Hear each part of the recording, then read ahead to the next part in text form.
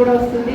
ఇప్పుడు election code కాబట్టి ఇవన్నీ చేయడానికి లేదు కాబట్టి ఇది మాత్రం గుర్తుపెట్టుకోండి. ఇన్ని రోజులు పార్టీ కోసం మీరు కష్టపడి పనిచేసినారు కార్యకర్తలు, కానీ ఇప్పుడు మాత్రం ఇప్పుడు మనకి సిపిఐ మనకి చాలా వరకు మిత్రపక్షం అందించింది కాబట్టి ఇప్పుడు మనకి ఇందిరమ్మ కమిటీలలో వాళ్ళకు కూడా మెంబర్స్ ఇచ్చే అవకాశాలు ఉంటాయి. కాబట్టి మనందరం ఇప్పుడు మనకి మంచి రోజులు వచ్చినాయి. ఏ చిన్న చిన్న సమస్యలు నా పక్కన పెడదాము, మనమందరం ఐకమత్యంతో ఉందాము. చిన్న సమస్యలతోని పక్కన మనం కొట్లాడితే పార్టీ దూరం అయిపోతే మళ్ళీ పార్టీకి నష్టం జరిగితే మళ్ళీ మిమ్మల్ని పార్టీ దూరం పెడుతుంది. ఇన్ని రోజులు మీరు కష్టపడ్డంతా వృధా అవుతుంది. కాబట్టి ప్రతి ఒక్కరు బాధ్యతగా దాని మీద దృష్టి పెట్టండి. నేను కూడా మీకు అండగా ఉంటా. నా సమస్యలు ఉన్నాయి, ఏ సమస్యలు ఉన్నా అని చెప్తే నేను మాత్రం మీకు అండగా ఉంటా. మీరు ఎప్పుడైనా ఫోన్ చేయొచ్చు, ఇప్పుడు మాత్రం చేయకండి. ఎందుకంటే ఎలక్షన్స్ ఉన్నాయి కాబట్టి లిఫ్ట్ చేయకపోతే మళ్ళీ ఓట్ వేయరు. కాబట్టి తప్పకుండా నేను ఎలక్షన్ అయినాక మీకు ఎప్పుడైనా సరే ప్రజా సమస్యలకి నేను మీకు అందుబాటులో ఉంటా. మీకు ఒక ఫ్యామిలీ మెంబర్లా ఉంటా.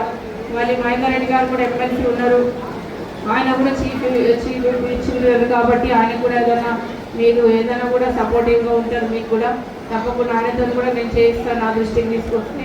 ఇంకా ప్రభుత్వ దృష్టికి ఏ సమస్య ఉన్నా కూడా స్టేట్ గవర్నమెంట్ సహకారం, సెంట్రల్ గవర్నమెంట్ సహకారం మనం తీసుకోవాల్సిన అవసరం ఉంది. చాలా సమస్యలు ఉన్నాయి. కొన్ని కాలనీలో, కొన్ని డివిజన్స్, కొన్ని కాన్స్టిట్యున్సీలో 50 బెడ్డెడ్ హాస్పిటల్ అడుగుతున్నారు, 100 బెడ్డెడ్ హాస్పిటల్. కొన్ని కాలేజీలో జూనియర్ కాలేజ్, డిగ్రీ కాలేజ్ అడుగుతున్నారు. కొన్ని దగ్గర అయితే డిగ్రీలో నాలాలు మూసుకుపోయి చాలా ఇబ్బందికరమైన పరిస్థితులు ఉన్నాయి. కొన్ని గ్రామాలలో, కొన్ని డివిజన్స్లో అయితే నీళ్ళు లేక చాలా ప్రాబ్లమ్స్ ఉన్నాయి. కొన్ని డివిజన్స్లో అయితే అసలు చాలా వరకు డ్రైన్స్ ఉన్నాయి, పైప్ లైన్స్ సరిగా లేవు. మొత్తం డ్రైన్ అన్ని ఇళ్లలోకి వస్తున్నాయి. ముఖ్యంగా ఇబ్రాహీంపట్నం, మహేశ్వరం నేబరింగ్ మండలంలో నీళ్లు పడవ నీళ్ళన్నీ ఎల్బీనగర్ డివిజన్కి వచ్చి అక్కడ మొత్తం నాలాలు మూసుకుపోతున్నాయి. ఎమ్మెల్సీ ఉన్నాను, వాళ్ళకు కూడా ఇవ్వడం జరిగింది కాబట్టి ఇంకా నేను నిల్చోలేకపోయినా. కానీ ఇప్పుడు మాత్రం సరే లేడీస్ కూడా, ఉమెన్ కూడా చట్టసభలోకి రావాలనే ఉద్దేశంతో గౌరవ ముఖ్యమంత్రి గారు మీరు నిలబడండి అని ఎంపీ ఆఫర్ చేయడం జరిగింది. కాబట్టి నేను ఎంపీగా నిలబడి కంటెస్ట్ చేసి మనం గెలిచి ప్రజల్లోకి వెళ్ళి ప్రజా సమస్యలు తీర్చడంలో నేను ముందుంటానని మాటిస్తున్నా. ఎందుకంటే మనం ఈ 5 సంవత్సరాలు మీకు చాలా అభివృద్ధి చేయాల్సిన అవసరం ఉంది.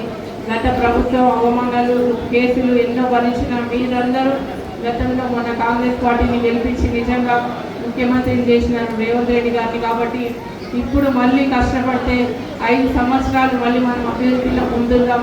ఈ 5 సంవత్సరాలు నిజంగా అభివృద్ధి చేయకపోతే మళ్ళీ ఎన్నో సంవత్సరాలు వెనుకబడిపోతాం.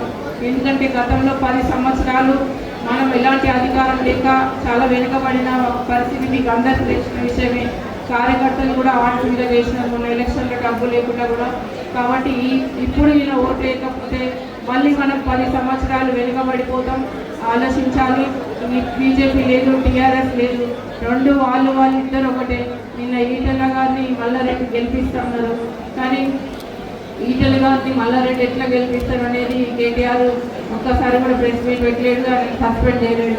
కానీ అది పార్టీ వాళ్ళు ఒకటే లోపల ఒప్పందాలు చేసుకొని బయటికి ఉండాలి. కానీ బయటికి అవుట్రైట్గా బయటగా అంటున్నారంటే మీరు కూడా గమనించాలి. టీఆర్ఎస్ బీజేపీ రెండు ఒకటి అనేది మీరు కూడా గమనించాలి.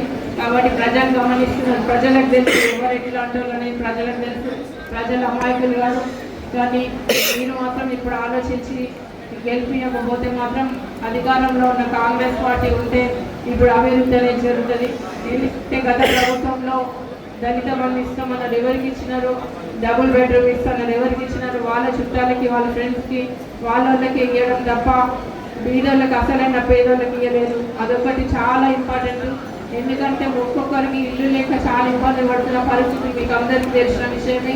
చాలామంది కష్టపడిన శాలరీ మొత్తం, జీతం అంతా మొత్తం ఆ రెంట్ ఇల్లుకే పెడుతున్నారు తప్ప ఇంకా వాళ్ళు గవర్నమెంట్ నుంచి వచ్చిన బెనిఫిట్స్ ఎలాంటివి లేవు.